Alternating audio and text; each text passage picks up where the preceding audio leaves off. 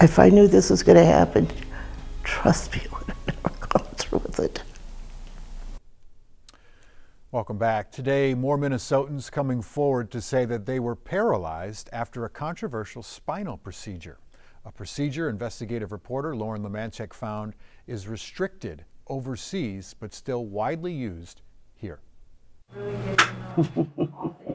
Still learning to navigate life in a wheelchair. I don't hit people, I do hit walls. Ouch.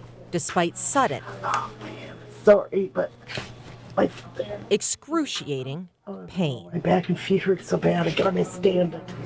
Do you need help, Mom? Is there anything I can do? The result, Judy Palmy and her daughter Kelly say of a medical procedure gone wrong. Did anyone ever warn you about the risk of paralysis? No, I don't remember it ever being brought up. Judy went to neuropain clinics to fix chronic back pain. And almost instantly, they recall, her doctor recommended a spinal cord stimulator. The actual stimulator was introduced with literature and pamphlets and stuff on her very first visit there. Spinal cord stimulators are implanted in the spine with leads run up the canal, sending electrical signals to block pain receptors. Medical records show during 2 trial implants, those leads migrated, moved out of position in Judy's back. Judy says her pain doctor still advised going ahead with a permanent implant. I woke up and then I couldn't feel my legs. At the hospital, a neurosurgeon found it was likely an injury occurred during the procedure. And Judy will never walk again. I'm going to wear, they call it a brief, I call it a diaper for the rest of my life. Do you know how traumatic that is? A woman who'd recently colored Easter eggs with her great-grandkids and cared for her sick husband never returned home. So the last year of his life, I wasn't with my husband. I was in a nursing home.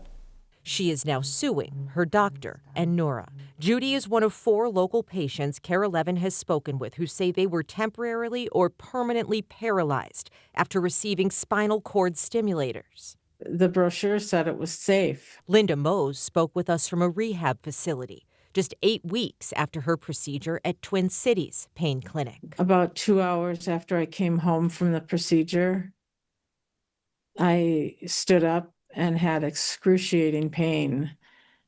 And within 5 minutes, my legs started getting really weak. At the ER, surgeons found Linda had suffered a hemorrhage within the spinal canal. Now I am in a wheelchair for the rest of my life. I'll never walk again.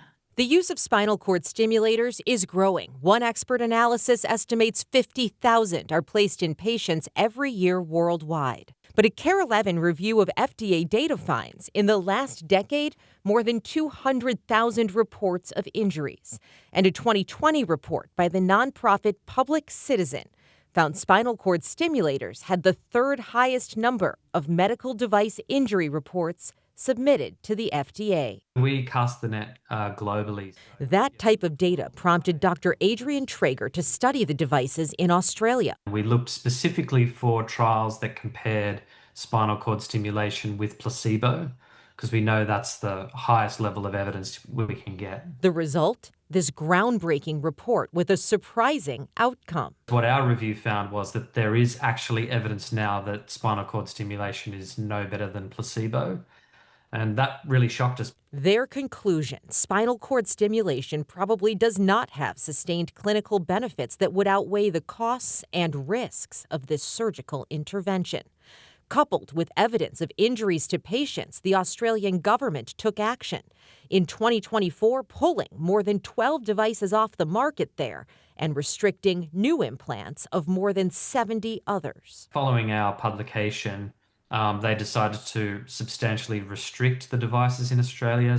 But here in the U.S., the devices remain as popular as ever, and the American Academy of Pain Medicine has disputed Traeger's findings and methodology. And I think there have been some recent publications, including a Cochrane review, that made some flawed conclusions. Past president Dr. Antje Bareveld says she's seen success stories firsthand. Yes, the spinal cord stimulation for the right patient can be extremely effective.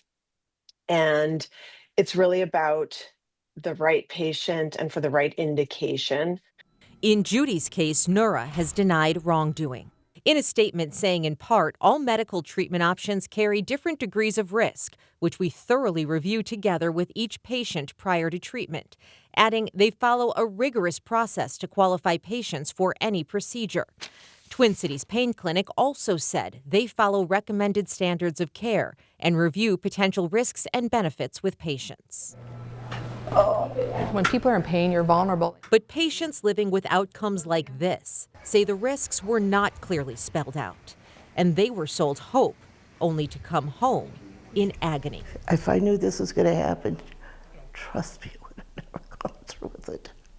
We have heard from multiple patients, and Sunday night I'll have more from a woman who says she was pressured to get one of these devices at multiple pain clinics, even after her neurosurgeon told her it could lead to paralysis. For KARE 11 Investigates, I'm Lauren Lemanchek.